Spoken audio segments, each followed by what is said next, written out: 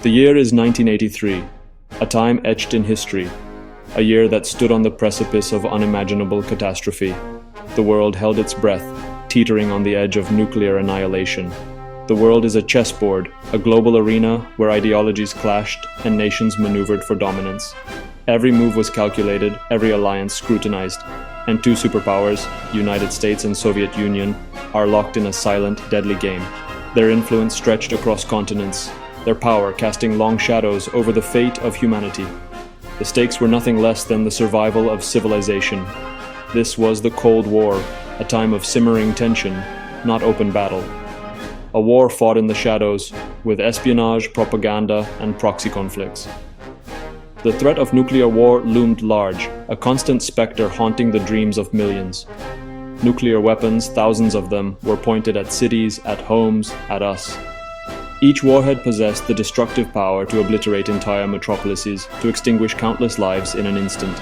The arsenals grew, fueled by fear and mistrust. Each side watched the other with suspicion, their fingers hovering over the button that could end everything. The fate of the world rested on the shoulders of a few, their decisions burdened by unimaginable consequences. The tension was palpable, the air thick with dread. It was a balance of terror, a precarious equilibrium maintained by the threat of mutually assured destruction, a fragile peace that could shatter in an instant. A single miscalculation, a moment of panic, could unleash a nuclear holocaust. The world held its breath, praying for restraint, for sanity to prevail. School children practiced duck and cover drills, a futile exercise in the face of nuclear fire, yet a symbol of the pervasive fear that gripped society. Families built fallout shelters, desperate attempts to shield themselves from the unimaginable devastation. These shelters became symbols of both fear and hope, a testament to the human will to survive. And the airwaves buzzed with talk of first strikes, preemptive attacks, and the unthinkable. Nuclear winter. The media amplified the anxieties, fueling the flames of fear and uncertainty. Every move, every rumor, was magnified as a potential prelude to war. Misinformation spread like wildfire, blurring the lines between reality and paranoia. The tension peaked in the early 80s. A new arms race escalated the stakes, pushing the world closer to the brink. The Soviet Union had just shot down a Korean airliner, KAL 007, a tragic event that sent shockwaves across the globe, killing all aboard, including a US congressman. The incident inflamed tensions, deepening the chasm of mistrust between the superpowers. Trust was gone. Each side feared a surprise nuclear attack. The world held its breath, bracing for the worst. Technology became the last line of defense, a silent sentinel watching for any sign of aggression. Satellites scanned for missile launches, their electronic eyes piercing the darkness, searching for the telltale signs of impending doom. Soldiers watched screens in secret bunkers, their faces illuminated by the cold glow of radar, their hearts pounding with each blip and signal. The protocols were clear, a rigid set of instructions designed to ensure a swift and decisive response. If the alarms sound, verify, then launch before the enemy's missiles arrive. A terrifying calculus where survival depended on speed and ruthlessness. There was no room for doubt, no time for second guessing. The fate of the world hung in the balance, suspended on a knife's edge. Far from the bustling streets of Moscow, the heart of the Soviet Union, or the corridors of power in Washington, D.C., where decisions echoed across the globe, a man named Stanislav Petrov sat in a secret bunker, a hidden world beneath the surface. This wasn't a place of grand strategy or political maneuvering, but a silent sentinel against an unseen enemy. He was a lieutenant colonel, a rank that carried the weight of responsibility in a world teetering on the brink. More than just a soldier, he was an engineer, a master of complex systems and intricate technologies. His mind was wired for problem solving, for understanding the delicate balance between order and chaos. He served as the duty officer at Serpukhov 15, a name that meant little to the outside world, but everything to those within its walls. Serpukhov 15 was the nerve center of the Soviet early warning system, the eyes and ears of a nation locked in a silent war. It was here that the first signs of an attack would be detected, the alarm that would trigger a response. Petrov's job, a seemingly simple task with unimaginable consequences. Watch the watchers, a layer of security, ensuring the integrity of the system. His primary duty was to monitor the Oko satellite system, a network of watchful eyes in the sky, constantly scanning for the telltale signs of a US nuclear attack. Every blip, every anomaly had to be scrutinized.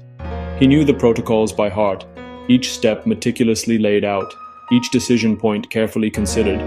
His report, a simple confirmation, would trigger a world-ending response, a cascade of events that could lead to global annihilation. The weight of that responsibility was immense. He was not supposed to be there that night. Fate, it seemed, had a different plan. A last-minute shift change, a twist of circumstance put him in the chair, the seat of ultimate responsibility. On September 26, 1983, a date that would forever be etched in the annals of history, Petrov oversaw a team of dedicated personnel in the dimly lit command center, each member focused on their specific task. The room hummed with the constant thrum of electronics, a symphony of whirring fans and blinking lights. Large-scale maps of the US glowed ominously on the walls, potential targets marked with cold precision. And the direct lines to high command, the red phones that symbolized the ultimate authority, sat ready, waiting for a call that no one hoped would ever come. It was just past midnight, the witching hour, when shadows danced and tensions ran high. Another routine night, or so it seemed, the kind of quiet that breeds complacency, until it wasn't. The calm shattered, replaced by a cacophony of alarms and flashing lights. Petrov was different. A man set apart by his intellect and his ability to think critically under pressure. A thinker, an analyst, someone who questioned assumptions and challenged conventional wisdom. He was not just a soldier blindly following orders, but a man with a deep understanding of the technology he was entrusted with. He had helped design the very system he now monitored, poring over blueprints and schematics, understanding its inner workings. And because of that, he knew its flaws, its vulnerabilities, the potential for error. Technology, he understood intimately, could fail, and often did in the most unpredictable ways. The military, however, often wanted someone to follow orders without question, to adhere to rigid protocols, to trust the system implicitly. But fate, in its infinite wisdom, put a man of careful judgment, a man of independent thought, in that chair. On that fateful night, the world's fate, the survival of humanity, rested squarely on his shoulders, a burden almost too heavy to bear. He trusted his own judgment, his own instincts, as much as, if not more than, his instruments, knowing that the fate of the world hung in the balance. This is not fiction, it's the true story of one man who held the fate of billions in his hands. As we return to that tense night, reflect on the pressure, a single decision could unravel civilization. The world slept, unaware that its future depended on a handful of soldiers staring at screens. The next few minutes would decide whether the sun would rise tomorrow. The Cold War, a chilling standoff between superpowers, had cast a long shadow over the world. Decades of tension fueled by ideological differences and a relentless arms race had brought humanity to the brink of annihilation more than once. Just past midnight, the calm within the concrete walls of Serpukhov 15, a top-secret Soviet early warning facility, shattered. The fate of the world was about to be decided in this unassuming bunker. Sirens blared, their piercing wails echoing through the corridors. Red lights flashed, painting the faces of the personnel in an ominous glow. A single word, stark and terrifying, blinked relentlessly on the main display. Map, launch. The air crackled with a palpable sense of dread. The system, a complex network of sensors and algorithms designed to detect incoming threats, screamed that a missile had been launched from the United States. The unthinkable was happening. The delicate balance of mutually assured destruction was about to be tested. Panic, raw and visceral, rippled through the room. Trained professionals, hardened by years of drills and simulations, found themselves struggling to maintain composure. The weight of their responsibility pressed down on them, suffocating any semblance of calm. All eyes, wide with fear and uncertainty, turned to Petrov, the duty officer in charge. He was the man on whose shoulders the fate of the world now rested. Protocol, meticulously crafted and rigorously enforced, was clear: verify the attack with secondary systems, then immediately report a real attack up the chain of command. Every second counted. The clock was ticking towards potential global catastrophe. The Soviet leadership, from the highest echelons of the Kremlin to the strategic command centers, would have only minutes, precious few moments, to analyze the situation and decide on a retaliatory strike. The stakes were impossibly high. The computer, its cold logic unwavering, showed the unthinkable. One missile, a lone attacker piercing the darkness, then two, then three, four, five. The initial blip had multiplied, transforming into a cluster of incoming warheads. The threat was escalating rapidly. The display, its message unambiguous, read, "Missile strike, confidence level, highest." There was no room for doubt, according to the machine. 5 Minuteman intercontinental ballistic missiles, the backbone of the US nuclear arsenal, were heading with terrifying speed and precision for the heart of the Soviet Union. This looked, to all intents and purposes, like the decapitation strike Soviet military doctrine had always feared. A coordinated attack aimed at eliminating leadership and command structures. The machine, its algorithms unwavering, insisted. America had started World War III. The fate of civilization hung in the balance. Petrov's training, ingrained through years of rigorous exercises, told him to immediately confirm the attack and unleash the full might of the Soviet nuclear arsenal in retaliation. The response had to be swift and decisive. The entire system, from detection to response, was meticulously designed to minimize human error and ensure a swift, automated reaction. But now, in this moment of unprecedented crisis, the world's fate, the survival of humanity, hung precariously on one man's judgment, on Petrov's ability to question the unquestionable. The world, oblivious to the impending doom, held its breath, suspended between peace and annihilation. The world remained blissfully unaware that its very existence, its future, depended entirely on the shoulders of a single Soviet officer, Stanislav Petrov, in a dimly lit bunker beneath the earth. Sirens wailed, lights flashed, and Petrov faced unimaginable pressure. The system screamed, "Launch." Protocols demanded he report the attack, but something felt wrong. Doubt gnawed at him. He had 10 minutes to decide, follow orders and risk nuclear war, or defy them and risk leaving his country defenseless. He reasoned, would the US start a nuclear war with just 5 missiles? It made no sense. A real first strike would be massive, overwhelming. 5 missiles would only provoke retaliation, not win a war.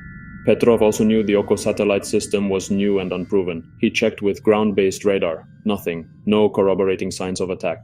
The machine screamed, but the world was quiet. His superiors demanded a report. Every second counted. If he was wrong, his hesitation could doom his country. If he was right, reporting a false alarm could doom the world. The choice was his alone. Trust the machine or trust his gut. In that moment, Petrov made his decision. He trusted his judgment over the computer's warnings. He called his superiors, not to confirm an attack, but to report a malfunction. He declared it a false alarm, contradicting the system he was charged to operate. His logic: no one starts a war with just 5 missiles. But it was more than logic, it was a gut feeling, an engineer's sense that something was off. He gambled that this was a glitch, not Armageddon. The risk was enormous. If he was wrong, he'd be branded a traitor, executed, his country destroyed. If he was right, he'd save the world. The bunker waited in tense silence. Minutes ticked by. No explosions, no warheads. The ground radar stayed silent. The sun rose over a world that had no idea it had just been saved.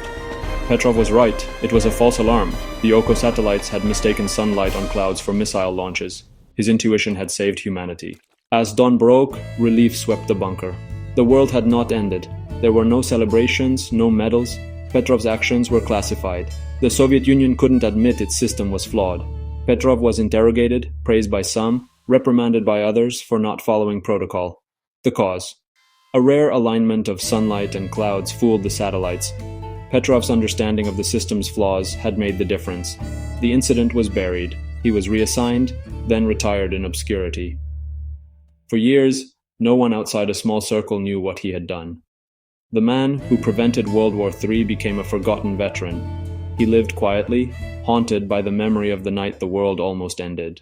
Stanislav Petrov's courage was not of the battlefield, but of conscience. In a system built for automatic response, he dared to doubt. He chose to be a human, not a machine. His story emerged after the Soviet Union's collapse, stunning the world. He was recognized with peace awards, but remained humble. "I was just in the right place at the right time." His actions remind us our greatest tools must be guided by our greatest wisdom. Petrov's story is a timeless lesson about responsibility and the moral weight of our decisions. In a world of algorithms, it challenges us to value human oversight. He chose restraint over retaliation and gave the world another sunrise. His quiet heroism must never be forgotten. Petrov became a hero not for what he did, but for what he chose not to do. In a world that celebrates action, his story is about the power of restraint. Sometimes the wisest course is to pause, to think, to resist the urge to react. Our survival has often depended on the lucky presence of a thoughtful human. Petrov's story is the ultimate argument for keeping a human in the loop. He never saw himself as a hero, but history will remember him as the man who held the fate of the world and chose peace. The greatest acts of heroism are often the disasters averted, the wars never fought. 10-minute story. Every day, a new pill of curiosity.